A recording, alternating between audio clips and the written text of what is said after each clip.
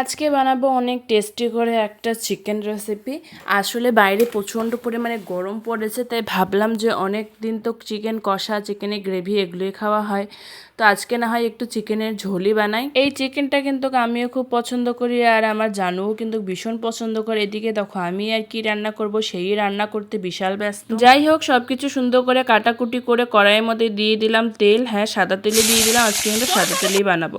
তারপরে লঙ্কা, পেঁয়াজ, গ্রেট করা আদা, রসুন সব কিছু দিয়ে দিলাম।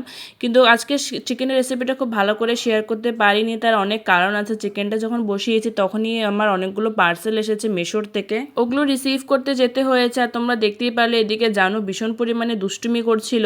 তো সব মিলিয়ে তোমাদের সাথে চিকেন রেসিপিটা আমি শেয়ার করতে পারলাম না ঠিক মতন আর কি। আর চিকেনের রান্না তো সবাই জানে, তার জন্য আর কি আর শেয়ার করবো। ভাবলাম যে আজকে তো নর্মাল বানাচ্ছি, কিছু একটা মানে স্পেশাল বানাচ্ছি না। তো এদিকে কিন্তু আমি ঝোল ঝোল চিকেন সুন্দর করে বানিয়ে নিয়েছি। আর আজকে আমার কিন্তু অনেক কটা পার্সেল এসেছে। প্রথমেই হচ্ছে দেখো এই ওয়ালপেপারটা এসেছে, তার সাথে কিন্তু একটা সুন্দর স্পুন রাখানোর মানে স্পুন রাখার জিনিস এসেছে কিচেনের জন্য। তো যাই হোক, তোমরা ভিডিওটা দেখতে থাকো, আমি সম্পূর্ণটা দেখাবো। আর কি কি এসেছে সেটারও কিন্তু আমি ভিডিও করেছি, সেটা কিন্তু আছে আমার শর্টস অলরেডি আপলোড আছে চ্যানেলে, তোমরা গিয়ে কিন্তু দেখতে পারো। এই ওয়ালপেপারগুলো কিন্তু খুবই ভালো এসেছে, কিন্তু কিছু কিছু ওয়ালপেপারে কিন্তু আঠা হালকা কম ছিল, তার জন্য ওয়াল থেকে বারবার খুলে যাচ্ছিল। কিন্তু ওয়ালপেপারের ডিজাইনটা খুবই ভালো ছিল। মনে হয় যে একটু গ্লু দিয়ে লাগালে তাহলে হয়তো অনেক দিন টিকতো।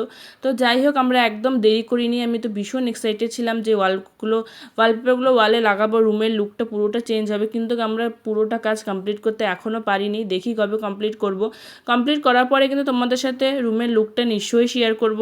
আর জানো তো, এগুলো না আমি অনেক দিনে অর্ডার দিয়েছিলাম মেশোর থেকে তো এত লেট ডেলিভারি কোনো দিনই করে না, কিন্তু জানি না এবার কি হয়েছে, সবগুলো প্রোডাক্টই লেট ডেলিভারি করেছে। আমি মনে হচ্ছে যে আমি একসাথে অনেক কিছু অর্ডার দিয়েছি, তার জন্য হয়তো এত লেট ডেলিভারি করছে। তো যাই হোক, এখানে আমরা অনেক হাসি মজাক করে সবগুলো কাজ করে নিচ্ছি। আর আমার ভাই আর আমি যদি একসাথে কাজ করি তাহলে কিন্তু কাজ কম হয়, হাসি মজাকি বেশি হতে থাকে। আর আমরা খালি দুজনেই ছিলাম না, আমাদের সাথে কিন্তু জানুও ছিল। ও ভীষণ এক্সাইটেড যে মা আর মামু এগুলো কী করছে।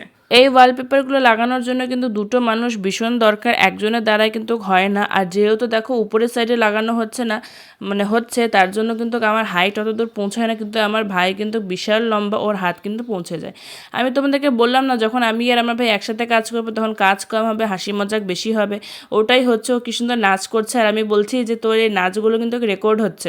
সে বলছে হ্যাঁ হ্যাঁ, তোর ভিডিও দেখে কয়জন, আমার নাচ করলেও কোনো প্রবলেম নেই, যদি অনেকজন দেখতো তাহলে নাচ করলে প্রবলেম হতো।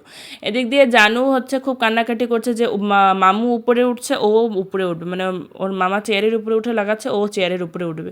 আর এদিক দিয়ে উঠেও যাচ্ছিল জানো, তার জন্য আমি ওকে কোলে নিয়ে উপরে লাগাচ্ছিলাম। আমার আগের ভিডিওগুলোতে তোমরা অনেক ভালোবাসা দিয়েছো, অনেক সুন্দর সুন্দর কমেন্টও করেছো, থ্যাংক ইউ সো মাচ। এখন কিন্তু বিকেল হয়ে গেছে, এই ওয়ালপেপারগুলো লাগিয়ে কিন্তু আমরা একটু কুচবিহার চলে যাবো, যেহেতু আমাদের কুচবিহারে কিছু কাজ আছে।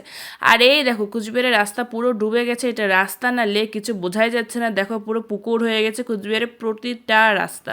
আমি খুব একটা ভালো করে ভিডিও করতে পারিনি, রাস্তাগুলো দিয়ে যেতে এত পরিমাণে ভয় লাগছিল যে কোথায় গাড্ডা আছে, কোথায় রাস্তা ভাঙা আছে, স্কুটি পড়ে না যায়, কারণ কিছুই দেখা যাচ্ছে না। স্কুটির যে পা রাখার জায়গাটা হয় নিচে, পুরোটা ডুবে গেছিলো, এত পরিমাণে জল।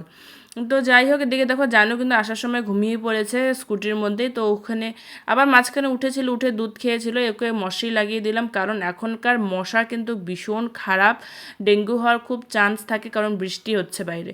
তার জন্য ওকে মশারি লাগিয়ে দিলাম। আর ড্রেসটা এদিক দিয়ে চেঞ্জ করে দিচ্ছি। আর এদিক দিয়ে আমি বারবার ওকে ধরে ধরে দেখছি যে ওর ঠান্ডা লাগছে না তো, কিন্তু আমার জানো না গরমটা প্রচণ্ড, ওর ঠান্ডা লাগে না। এদিক দিয়ে ওকে মশারি লাগিয়ে দিয়ে আমার একটু টুকটাক কাজ ছিল, সেই টুকটাক কাজগুলো করতে চলে গেলাম। এই ঘরটা তখন ওয়াল স্টিকার লাগিয়েছিলাম, পুরোটা ঘর মানে অগোছানো হয়েছিল, তো এগুলো সবকে গুছিয়ে সুন্দর করে ভাঁজ করে রাখলাম। কিন্তু কোনো লাভ নেই, নেক্সট ডে সকালে আবার আমার ছেলে রুমের অবস্থা আবার একই রকম করে দিয়েছে।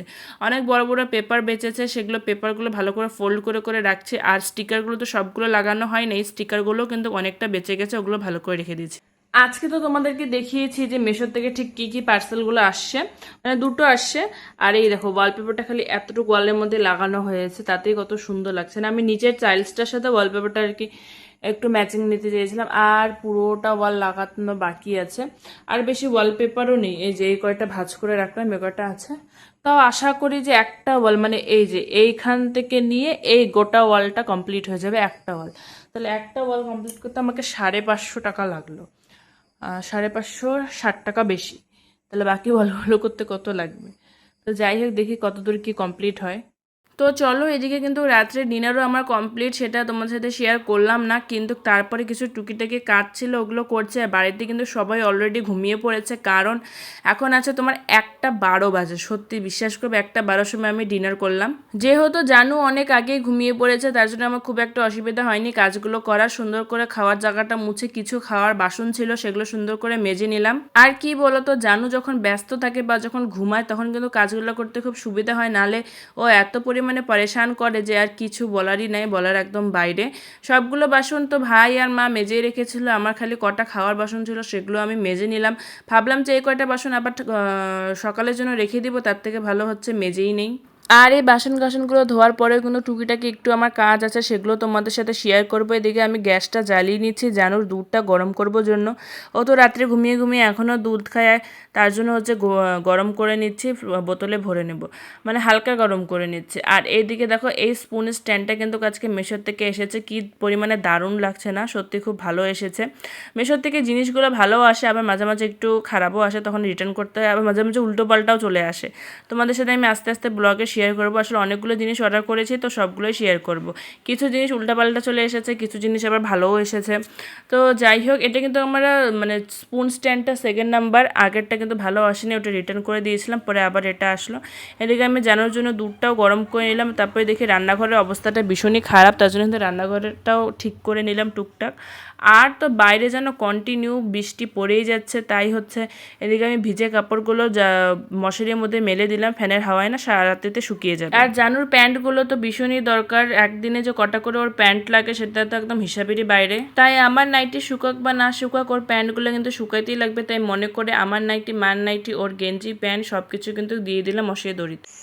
তো এখন বাজে রাত 1:12, বাড়িতে সবাই ঘুমিয়ে পড়েছে। জানো তো আজকে অনেকক্ষণই ঘুমিয়েছে, আজকে বাজারে গেছিলাম, স্কুটিতে আসার সময় সে ঘুমিয়ে পড়েছে, মাঝখানে উঠেছিল, পরে দুধ খেয়ে আবার ঘুমিয়েছে। তো যাই হোক, এখন বাজে রাত 1:12, আমার কিছু কাজ ছিল, কাজগুলো শেষ করলাম, এখন আমিও ঘুমিয়ে পড়বো। তো চলো, আজকে ভিডিওটা জানি না কতটুকু হলো, কিন্তু যতটুকু হলো তোমাদের সাথে শেয়ার করে দেবো, কারণ মিস দেওয়ার আমার ইচ্ছে নেই। তো চলো, আর তোমাদের সাথে দেখা হচ্ছে অন্য একটা ব্লগে। টাটা।